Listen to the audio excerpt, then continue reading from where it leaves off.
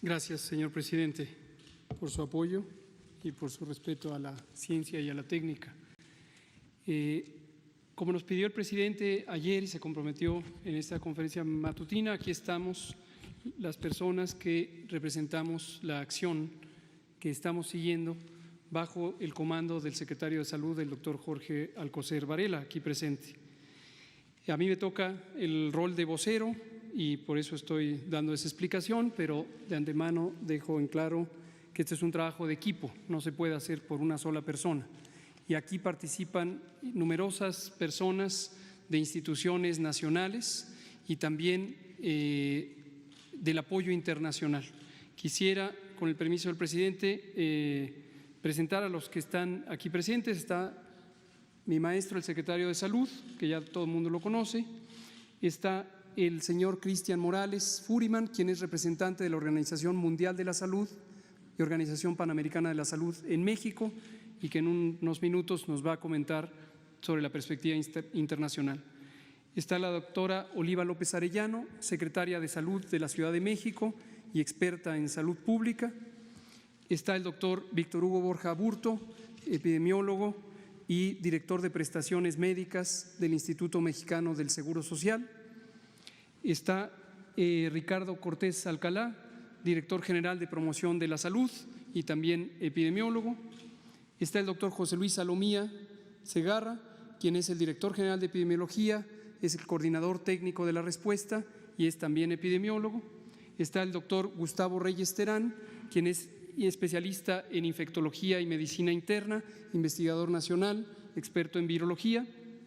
La doctora Aletze de la Torre, quien es directora general del Centro Nacional para la Prevención y Control del VIH-Sida, pero ella es infectóloga, especialista también en salud pública y experta en preparación y respuesta ante epidemias.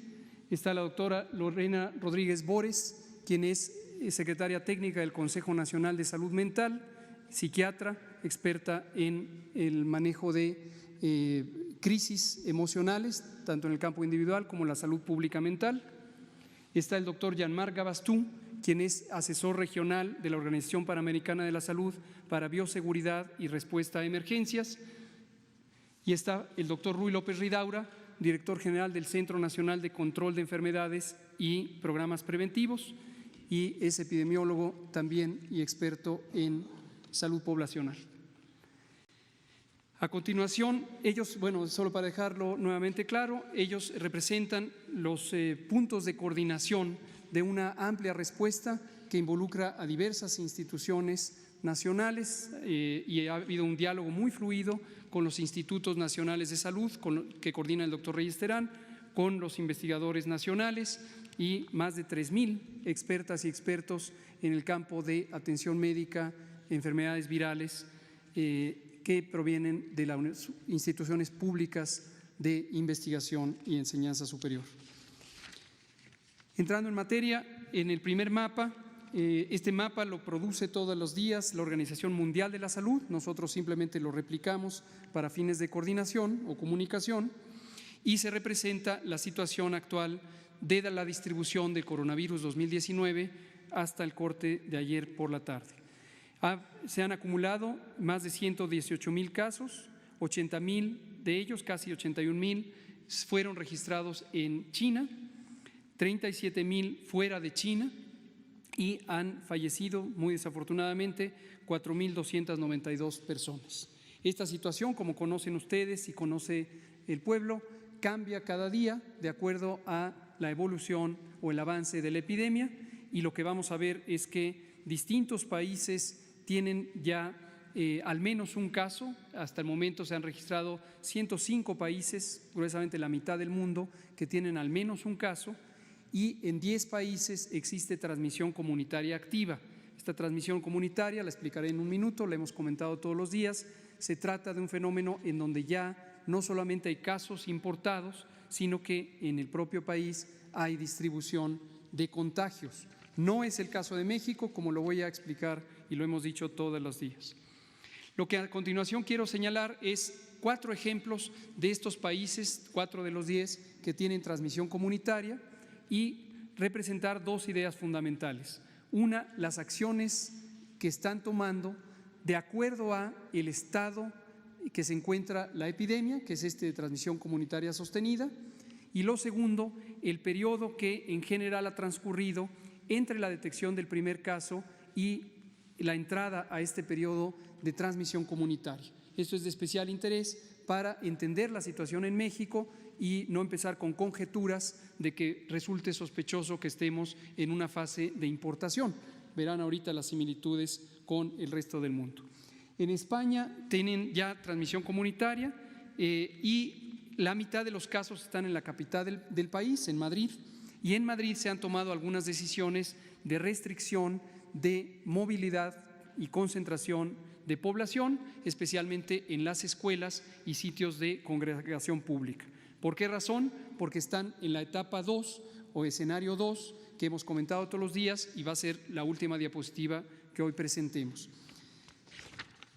En España, como se ve en la siguiente imagen, esta es una curva epidémica, es la representación del número registrado de casos en esta situación día por día.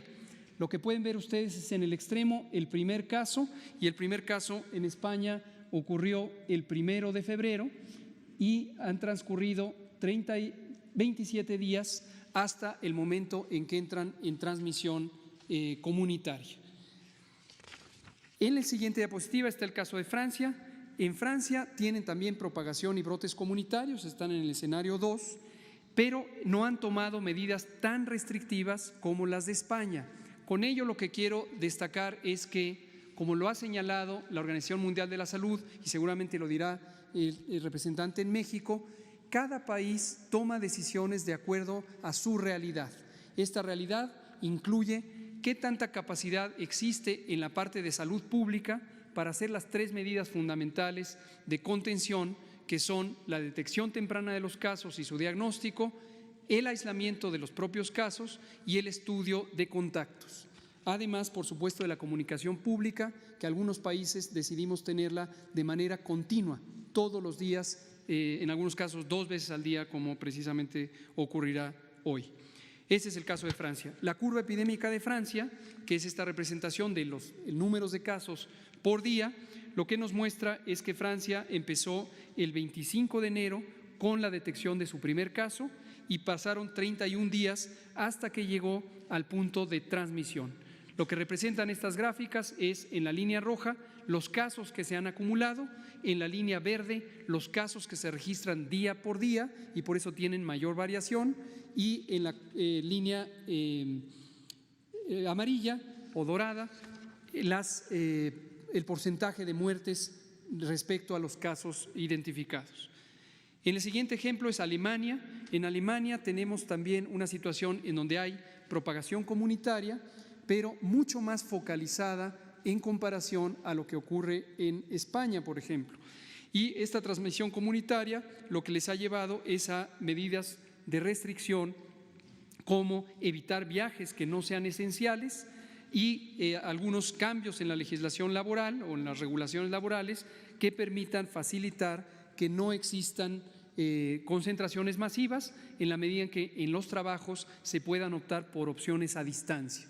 Un buen número de trabajos permite, por la naturaleza del trabajo, que no es manual, hacer el trabajo a distancia, y esto es una opción que siempre es posible considerar en la salud pública. En Alemania, como se ve en la curva epidémica, Alemania detectó su primer caso también el 1 de febrero y transcurrieron 28 días hasta el punto de inicio de la curva epidémica ascendente. La siguiente tenemos la situación de Estados Unidos. Aquí lo destacamos por los anuncios recientes que ocurrieron ayer por la noche en voz del presidente de ese país vecino. Destacamos, en Estados Unidos existe transmisión comunitaria. Como ya dijimos, transmisión comunitaria es que no solamente las personas que adquirieron el virus fuera son casos, sino también los contagios que inicialmente ocurren. Generalmente esto ocurre en pequeños brotes comunitarios y destacamos, y por eso está el mapa de Estados Unidos, que Estados Unidos es un país extraordinariamente extenso territorialmente, que tiene más de 300 mil millones de habitantes, Ya con la dimensión de China se confunde uno. 300 millones de habitantes, gruesamente 3 veces la población de México. Y vean ustedes cómo hasta el momento la epidemia está concentrada en 4 estados: Washington en el noroeste, Nueva York en el noreste, Oregón y California. Y esta transmisión comunitaria es importante considerarla también en proporción de la población. En su momento lo habíamos presentado para el caso de China. China, con esos 80,000 casos y una población de 1.300 millones de habitantes, el número de casos representaba el 0.001% de la población. Lo enfatizamos porque, sin minimizar la importancia de esta epidemia, que quede muy claro, sin minimizar la importancia de la epidemia, a veces los números nos llevan a pensar que cuando un país tiene casos, ya es todo el país. Y la realidad epidemiológica es que no. Y por eso el doctor Tedros Ghebreyesus, director general de la Organización Mundial de la Salud, ayer señalaba la importancia de no perder la oportunidad de seguir utilizando las medidas de contención en salud pública, la detección temprana de casos y su diagnóstico, el aislamiento y el estudio y contención de los contactos. Veamos la curva epidémica de Estados Unidos. Estados Unidos detectó su primer caso el 23 de febrero de este año, y pasaron 33 días hasta que llegó a esta fase de ascenso en el número de casos con transmisión comunitaria. Centrémonos ahora en México.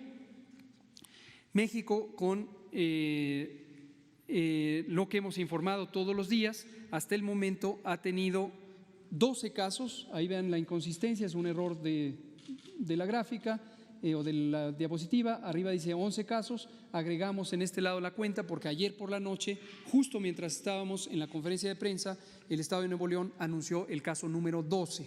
Estas desfases de información no deben preocuparnos. Hemos destacado que los gobiernos estatales son libres y soberanos, los gobernadores y las gobernadoras son autoridades sanitarias y, por supuesto, pueden tener la necesidad de informar tempranamente los casos conforme se detectan en los estados. No hay ningún problema porque nosotros hacemos un corte de información a mitad del día y entonces incluimos los casos que hasta el momento estén registrados. Puede ser que al día siguiente haya otros nuevos que están en estudio y se completa su estudio. De estos casos confirmados, quiero destacar que todos han sido casos leves, excepto uno que permaneció 24 horas en atención avanzada y después pasó a atención general y después de 4 días fue dado de alta en un hospital. Todos los demás han tenido una condición leve. Hoy todavía no está en la estadística, pero hoy nos informan que están estudiando un caso adicional nuevo, será el número 13, que está en cuidado especial porque es un hombre de 71 años que pudiera estar teniendo una enfermedad más avanzada. Lo digo porque hemos destacado que la distribución del comportamiento de esta enfermedad en la población es la siguiente: 8 de cada 10, 80%, van a tener una enfermedad leve o tan leve que no se den cuenta o que no nos demos cuenta y lo tengamos. Esto precisamente hace sentido de lo que declaró ayer la canciller alemana Angela Merkel cuando decía hasta 70% de la población alemana va a estar infectada. Sí, en todo el mundo lo más probable es que hasta el 70% de la población esté infectada. Pero es indispensable, es muy importante que la población, todos ustedes, distingan infección, que es que el virus entró al cuerpo, de enfermedad. Hay muchísimas situaciones de salud que tienen esa diferencia. Un virus que puede entrar al cuerpo, el cuerpo responde con el sistema inmune, el sistema de defensas, genera anticuerpos, elimina al virus y no nos enteramos que lo tuvimos. En este caso puede ser hasta 80%. 15% de las personas puede ser que tengamos una enfermedad que sí nos demos cuenta, porque tengamos la versión leve de la enfermedad. ¿Cuál es esta? Dolor de cabeza, dolor de garganta, tos, estornudos, fiebre, 38 o más grados generalmente, y dolor de músculos de huesos, dolor de cuerpo y una sensación de fatiga. Como hemos dicho, esto se parece a la influenza, se comporta igual, es un virus distinto, pero se comporta igual que la influenza. Y 5% de la población pudiera tener una situación delicada o incluso grave. También puede haber muertes, pero afortunadamente es la minoría de personas. 5% decimos puede tener la necesidad de servicios hospitalarios, de estar internados porque tengan una inflamación de los pulmones, una neumonitis, y esto puede ser una situación que hay que tener el mayor cuidado. Destaco quiénes son estas personas que están en riesgo de complicarse, porque a estas personas hay que cuidarlas, se tienen que cuidar ellas mismas, pero todos tenemos en las familias, en las comunidades, estar atentos de atender a esas personas. En primer lugar son las personas mayores de edad, igual que en la influenza. También los niños menores de 5 años. También las mujeres embarazadas. Nunca dejaré de destacar a las mujeres embarazadas. Para coronavirus no hay una demostración científica directa de que las mujeres embarazadas tienen mayor riesgo, pero conocemos ampliamente que la influenza es mayormente de preocupación en las mujeres embarazadas porque se pueden complicar, y otras enfermedades por virus también pueden afectar más gravemente a las embarazadas. Entonces, cuidar a las mujeres embarazadas. Las personas que tienen ciertas enfermedades crónicas, diabetes, hipertensión, la presión arterial alta, enfermedades crónicas del corazón, enfermedades pulmonares como el enfisema y la bronquitis crónica. Esto importante, fumar es uno de los grandes males de la salud pública.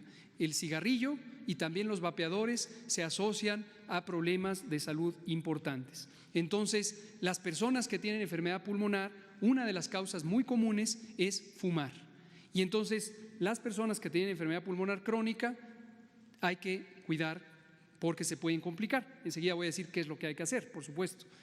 Y también, finalmente, pero no menos importante, las personas que tienen deprimido el sistema inmune, que no responde sus defensas, porque tengan cáncer, porque usen quimioterapia para el cáncer, porque tengan enfermedades reumáticas y usan esteroides y otros medicamentos que deprimen el sistema inmune, o que tengan, por ejemplo, infección avanzada o de largo plazo por el virus VIH, el virus de la inmunodeficiencia humana, y que tengan su cuenta de CD4 muy baja.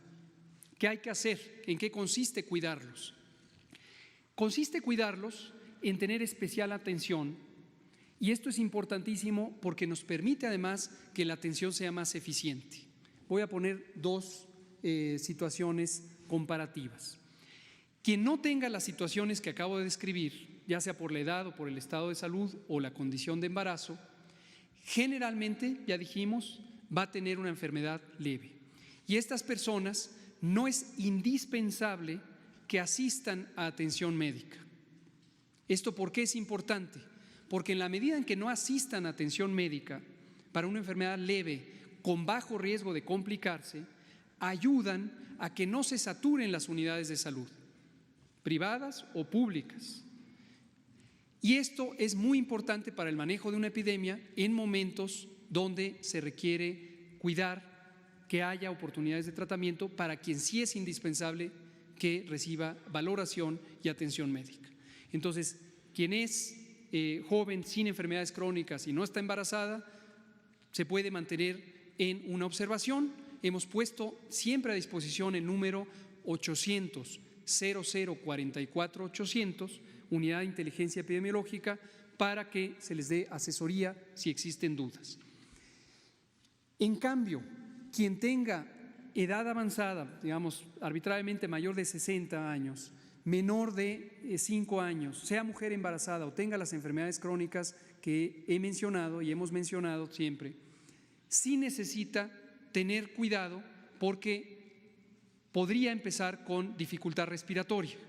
La dificultad respiratoria se manifiesta porque empieza a faltar el aire, hay una sensación de que no se está respirando adecuadamente, o puede haber dolor de pecho, o puede haber mucha somnolencia. Entonces, estos son algunos signos de alarma que harían que una persona con estas situaciones deba ser llevada a valoración médica. Pero los adultos mayores, cuanto antes mejor, para tener un cuidado extremo de esta población. Cierro explicando, como lo pidió el presidente, las intervenciones que hemos planeado y preparado y que estamos ejecutando desde que inició esta epidemia en China. Cuando solo había 44 casos en el mercado de Wuhan, en China, para México eso ya era una señal relevante de salud pública. A partir del 3 de enero empezamos preparativos utilizando las capacidades institucionales de México y la capacidad de convocar a los agentes sociales, como los investigadores, investigadoras y demás especialistas. Tenemos, producto de esa preparación, tempranamente durante el mes de enero, produjimos 3 documentos técnicos que son indispensables. En orden, como aparecen de izquierda a derecha en la pantalla, el lineamiento de vigilancia epidemiológica y diagnóstico por laboratorio. La Organización Mundial de la Salud nos ha felicitado por ser el primer país que en la región adoptó la técnica diagnóstica, aún con nuestros propios medios o recursos, con nuestro fabuloso Laboratorio Nacional de Referencia, el INDRE. Y el protocolo de vigilancia es precisamente el que incluye las recomendaciones técnicas específicas para la detección de casos, su aislamiento, su confirmación diagnóstica y el seguimiento de los contactos. El segundo documento que está en medio es la guía de manejo médico, de manejo clínico. Este documento es indispensable para que la atención en las unidades de salud, tanto públicas como privadas, se haga con los estándares científicos internacionales basados en evidencia. Cuándo se debe escalar la atención, qué medidas se pueden usar para lograr la recuperación pronta de las personas. Y el último documento es también muy importante porque es la guía o el proceso de prevención de infecciones por el virus, coronavirus nuevo en los distintos espacios. Tanto en los hospitales, ayer nos preguntaban qué medidas de precaución deben usar el personal de salud y hemos destacado por la bioseguridad, no es una situación, el mecanismo de contagio de este virus es por vía respiratoria y por gotas de saliva y entonces no se requieren estos trajes de protección extrema. Aunque esos son muy alarmistas o notorios en los medios de comunicación, no hay ningún fundamento científico para que se deban usar esos trajes en el manejo de las personas. Lo mismo los cubrebocas de alta eficiencia, los N95, esas como conchitas blancas que se ponen de cubrebocas, se usan para personal especializado que está en contacto directo con los pacientes. El resto, tanto del personal de salud como personal en general, no necesita tener ningún cubrebocas, tampoco la población. Hemos enfatizado que el cubrebocas quirúrgico ordinario no es un mecanismo de precaución para quienes quieren protegerse. Sí es un mecanismo que ayuda a la prevención si lo usa la persona enferma. Y hemos recomendado también 3 elementos críticos: lavarse las manos continuamente con agua y jabón o utilizando alcohol gel de 70% o más. Segundo, respetar el estornudo de etiqueta. Ya dijimos, el famoso achú en el ángulo del brazo para evitar que en la mano transmitamos las secreciones respiratorias con el virus. Y tercero, si se está enfermo, quedarse en casa. Quedarse en casa, ayudar a la comunidad, a la familia, a los vecinos, a las colegas del trabajo, a que no se contagien. Quedarse en casa, autoconfinarse. En esta preparación, en la siguiente diapositiva, vemos la fase 2. Esa fue la fase 1, crear los documentos. La fase 2 fue un diagnóstico de la situación que guarda el sistema de salud, pensando específicamente en coronavirus. Y aquí es el inventario de ventiladores mecánicos, de camas de hospital, de unidades de terapia intensiva, etcétera, etcétera, etcétera. Ha habido una excelente colaboración de los gobiernos estatales, sus gobernadores, las gobernadoras, sus secretarias y secretarios de salud.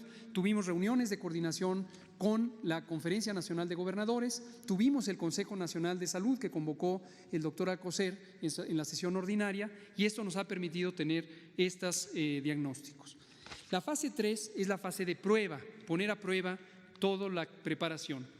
Como esto lo habíamos planeado nosotros, ya estaba calendarizada y empezó 2 días antes, justo de la detección del primer caso. Y esto incluye ensayos, simulacros, evaluaciones. Destaco las que condujo la Ciudad de México, que aprovechó planes de preparación que tenía para diversas emergencias y las canalizó para realizar los simulacros para calibrar la capacidad de respuesta rápida de esto. En otros estados también se han hecho este tipo de simulacros y hay planes específicos de reconversión hospitalaria y de expansión de la capacidad hospitalaria en prácticamente todos los estados. La siguiente, un elemento crucial, y lo digo como alguien que vivió de manera muy directa la pandemia de influenza de 2009, es la disciplina, el orden, la claridad de comunicación y la transparencia.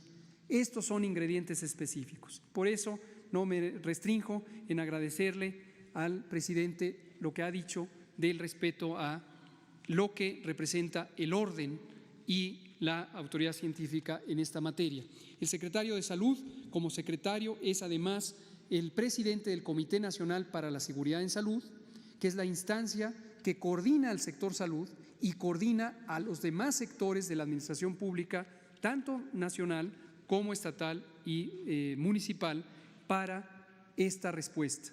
Tenemos los componentes, de manera muy rápida los indico en orden inverso de las manecillas del reloj, empezando por donde dice vigilancia epidemiológica. Fuimos creando el protocolo de vigilancia, luego el protocolo de atención médica que ya señalé, también la promoción de la salud. El director de promoción de la salud ha estado elaborando con su equipo una gran cantidad de materiales. Todos estos son disponibles al público y ayudan a resolver la mayoría de las dudas que tiene la ciudadanía sobre qué se debe hacer. La página web es la página del gobierno, gov.mx/coronavirus. Así de fácil, gov.mx/coronavirus. Y allá aparece toda la información que se ha producido. Hay una parte que es para uso general y hay una parte que es para profesionales. Ambas son públicas y ustedes como periodistas pueden consultar toda esta información y resolver la gran mayoría de las dudas al respecto, pero además esto nos ha ayudado a hacer una divulgación. Esta idea de que no hemos divulgado suficiente no está amparada en la realidad, porque todo esto lo hemos informado a veces hasta 2 veces al día en esta tribuna, más otras conferencias de prensa y comunicados que hacemos todos los días. La sanidad internacional es importantísima, todavía persistían por ahí algunas inquietudes respecto a los aeropuertos. Desde el principio hemos alineado las unidades de sanidad internacional, particularmente en los aeropuertos internacionales que reciben viajes en su momento de China y hoy de cualquiera de los 10 países con transmisión activa. Hoy vamos a escalar, como estaba planeado desde el inicio, el tamizaje. El tamizaje es esta identificación temprana de las personas que pudieran tener síntomas a través del monitoreo de temperatura y a través del interrogatorio de síntomas. Esto lo hicimos desde el principio, pero no se notaba porque estaba focalizado a los vuelos que venían de China. Hoy va a ser más notorio porque hay vuelos que vienen de 10 naciones con transmisión activa. Entonces, esta es la idea. No se pretende, quiero dejarlo sumamente claro, no se pretende ni se piensa hacer restringir los viajes internacionales hacia México, ni cerrar fronteras, ni cerrar puertos marítimos. Estas medidas no tienen un fundamento científico sólido. En toda la historia de las epidemias no hay demostración científica alguna de que estas medidas extremas pudieran ayudar a disminuir el riesgo de transmisión y tampoco ayudan porque tienen gravísimas consecuencias económicas y sociales. Además, son contrarias al Reglamento Sanitario Internacional y su esencia, que de manera muy formal indica que hay que usar las medidas científicamente válidas, apropiadas a la situación y sin alterar el comercio internacional o la movilidad de las personas. Entonces, no se considera eso, pero sí hay muchísimas otras medidas útiles que son las que hemos puesto en práctica. La parte administrativa financiera es un grupo de trabajo. Agradecemos también a la Secretaría de Hacienda y Crédito Público que a través de Oficialía Mayor nos ha ayudado a el flujo pronto de del presupuesto para la adquisición de insumos y también a la compra consolidada de insumos. Esta es importantísima, también fue acordada en el Consejo Nacional de Salud tener una compra consolidada. ¿Por qué razón? Porque si empiezan las compras de pánico, tanto por parte de la población como por parte de las instituciones o los gobiernos estatales, se vicia el mercado y puede ser que en una entidad federativa se compre de más por una sensación de pánico y en el estado vecino se quede sin recursos, sin materiales. Dinero no falta. Agradecemos también las instrucciones claras del presidente para no menoscabar los recursos que son necesarios para esto. Y la adquisición de insumos se hace de manera organizada, bien concertada y fundamentada técnicamente. Termino con los últimos tres de manera muy rápida. Tenemos los lineamientos para los equipos de respuesta rápida. La doctora Alexia de la Torre y colegas de los Institutos Nacionales de Salud y del Seguro Social nos han integrado esta guía. Estos equipos de respuesta rápida lo que ayudan es en las comunidades, sobre todo las más apartadas, que pudieran tener dificultades de acceso a los servicios, poderlos auxiliar para detectar oportunamente si ocurre un brote y se necesitara llegar a movilizar a las personas. La respuesta institucional es la coordinación, que mencionaré en la siguiente diapositiva. Cierro esta diciendo investigación científica. La investigación es muy importante, no es una curiosidad nada más, sino que la investigación ayuda a responder preguntas específicas que son relevantes para orientar la respuesta de salud pública en México y en el mundo. Mi agradecimiento, además del doctor Gustavo Reyes Terán, que ha coordinado este grupo, a todas las investigadoras e investigadores que lo conforman y a la doctora María Elena Álvarez Builla, directora del Consejo Nacional de Ciencia y Tecnología, que ha estado muy de cerca apoyando toda esta iniciativa. Respecto a coordinación, aquí está el marco de disciplina institucional de acuerdo a las competencias. El Consejo Nacional para la Seguridad en Salud se estableció precisamente para estas circunstancias hace ya varios años. Y este comité tiene sus comités estatales que los presiden los secretarios, los gobernadores y gobernadoras y su correspondiente en el nivel municipal que está en las jurisdicciones sanitarias. Hay una perfecta alineación de estos órganos de coordinación y aquí reconozco y agradezco a David León, el coordinador general de Protección Civil, porque él preside el Comité Nacional de Emergencias y hay una organización para que el Comité Nacional de Emergencias le ha transferido la responsabilidad de la parte que le toca a Salud, para que Salud coordine todo en el contexto de este Comité para la Seguridad en Salud, y el Comité Nacional de Emergencias se mantiene expectante y en apoyo a la respuesta sanitaria. Las últimas dos son importantes para visualizar los escenarios. La siguiente, por favor. Como hemos dicho, existen 3 escenarios. Dicho sea de paso, estos 3 escenarios son exactamente los mismos que la Organización Mundial de la Salud presentó en su documento publicado el 7 de marzo. Son los escenarios que nosotros habíamos identificado desde enero con nuestra preparación. Escenario 1, importación.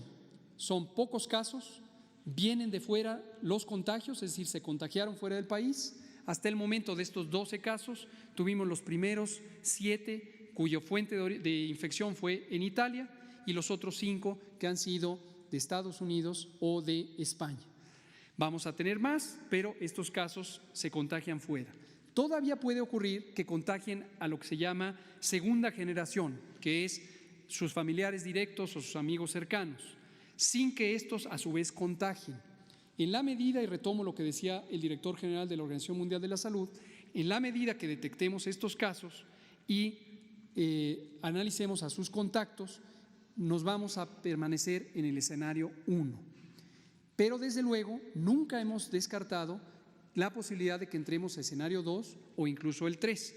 El escenario 2 es dispersión comunitaria. El contagiado por el viajero ya contagió a alguien más, pero todavía existe la posibilidad de rastrear las cadenas de transmisión. Cadena de transmisión no es otra cosa que una persona contagia a la siguiente, esa contagia a la siguiente y así sucesivamente. Y se van numerando las generaciones de acuerdo al número de contagios que van ocurriendo en el interior del país. Mientras podamos rastrear esas cadenas de transmisión con el mismo método que es el estudio de contactos, podemos mantener en resguardo la epidemia. No quiere decir que no exista, existe en México desde el 27 de febrero, pero se mantiene en ese elemento de contención. Ahora, puede ocurrir que esa contención en algún momento sea muy difícil porque haya centenas de casos. Ese es el escenario 2. Y esto requiere que entren ya otras medidas de salud pública, como los filtros escolares, los filtros de trabajo. Los filtros no es otra cosa que al momento de la entrada a la escuela o al trabajo hay unas personas dedicadas que con un entrenamiento mínimo pueden preguntar por los síntomas, y si alguien tiene síntomas, fiebre, tos, etcétera, se le sugiere ir a casa, ya sea un niño en la escuela, un joven en la universidad o una persona en su trabajo. Además, podríamos pasar al escenario 3. En el escenario 3 ya se cuentan los casos por miles. Evidentemente se vuelve mucho más difícil el poder rastrear a todos los contactos y ponerlos en aislamiento si desarrollaran la enfermedad. Y entonces aquí son mucho más importantes otras medidas de manejo comunitario que podrían implicar la restricción de congregaciones masivas. Esto quiere decir cancelar festivales, cancelar ferias, cancelar maratones, cancelar carreras, etcétera. Importantísimo, esto se tiene que hacer de manera analizada, selectiva, de acuerdo al riesgo. En 2009, con la pandemia de influenza, hubo confusiones y se pasó directamente de la instrucción de cerrar la movilidad en la Ciudad de México y zona metropolitana a cerrar espacios públicos en todo el país, sin que fuera necesariamente lo más adecuado. Y aquí viene lo que dijo el presidente también, porque muchos de los criterios ya en la operación estuvieron gobernados por el miedo y por la política, no por la técnica. Si nos mantenemos disciplinados, podemos hacer un esquema muy ordenado de cancelación o restricción de espacios públicos de acuerdo al riesgo. Lo voy a ilustrar con una feria emblemática, la Feria de San Marcos, en Aguascalientes. En esta feria, que ocurrirá en la segunda semana de abril, existe la idea de si tendría que cancelarse ya desde ahorita. La respuesta es no. Estamos en el escenario 1 y no tenemos por qué anticipar la instrucción de cerrar la Feria de San Marcos, porque entonces tendríamos que estar cerrando todos los eventos públicos de una naturaleza semejante.